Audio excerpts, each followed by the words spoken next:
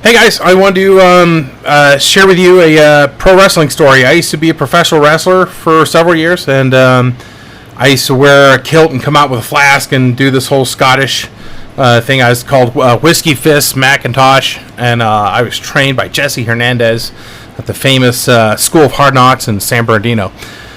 And I remember one day, Jesse came up to me and Jesse used to also work for WWE for a number of years as a referee and stuff like that, and some of his students like Melina and Rico Constantino, like they went on to become superstars with WWE. So he's very well respected, at WWE. And whenever they come into town, he'd go and hang out with those guys and stuff like that. And I remember one day he said to me, he said, "Mackie, baby, I got to talk to you, man. I was talking to Chris Benoit, and I told him about your gimmick and stuff like that, and how you'd be a perfect manager for the tag team, the Highlanders."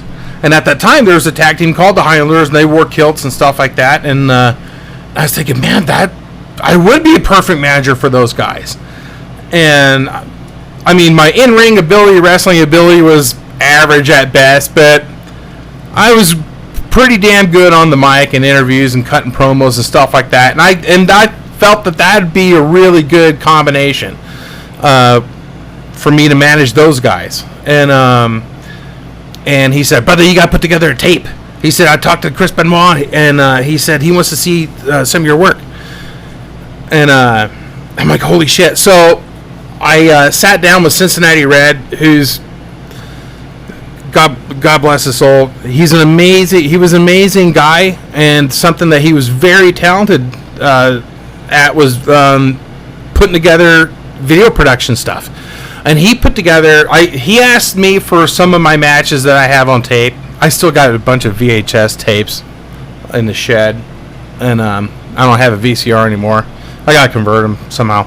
Anyway, so I went through my tapes, and I went through and picked some of my favorite matches and stuff like that, and interviews and promos and stuff like that, and I gave him the Red, and Red put together an amazing interactive DVD. You pop it in, and it starts playing bagpipes and stuff, and it has a plaid background and an interactive menu, for like you can select matches, interviews, promos, stuff like that. It was fucking awesome. It was really good. He put a lot of work into it. So once he was done with that, I took that DVD and I gave it to Jesse. And he said, "All right, brother, thank you, man. And next time they come into town, I'm going to hand this to Benoit." I said, "All right, fucking sweet, dude. Thank you, man." A few weeks go by, WWE's back in LA, and Jesse goes to the event. And a few days later, at training, I said, "Did you see him?" He said, "Yeah, man, I talked to Benoit, and he remembered you. And he asked, 'Hey, did you bring a DVD for me to look at?' And so I said, 'Here you go,' and I handed it to him. And I'm like, holy shit, that's fucking awesome. And Jesse said, "Yeah, brother, he's going to look at it, and if he likes what he sees, he's going to hand it to Vince." I'm like, oh, fuck. And I'm sitting there thinking, this is fucking great. I grew up watching WWF back when I was a kid, and it was definitely a dream come true, Like, if I can fucking actually work a single event for them. That was like the ultimate bucket list thing for me. So I was very, very excited and nervous at the same time and stuff like that. A few days go by, I don't hear anything, and I asked Jesse, and he's like, "Oh no, brother, I haven't heard anything from anybody." And a couple weeks go by, and I'm at the gym, and I'm on one of the machines, and I'm watching the news, just looking up, and it said, "Breaking news, WWE wrestler kills family, murders himself and family." I'm like, what the fuck?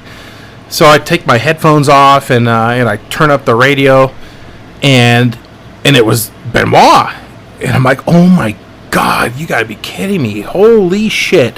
My jaw hit the floor. I couldn't fucking believe that. That just blew me away. And to this day, like, it still shocks me that happened. I was just floored. And I was glued to the news. I stopped working out and I just was watching TV, watching the news, watching the TV, and then they had like a helicopter flying over his house, and you could see his mansion out there and the driveway and stuff like that. And as it's flying over his house, something popped in my head. My fucking DVD is somewhere in that fucker's house, and Vince never got to see it. So that's as close as I ever got to fucking working the big show. Shit.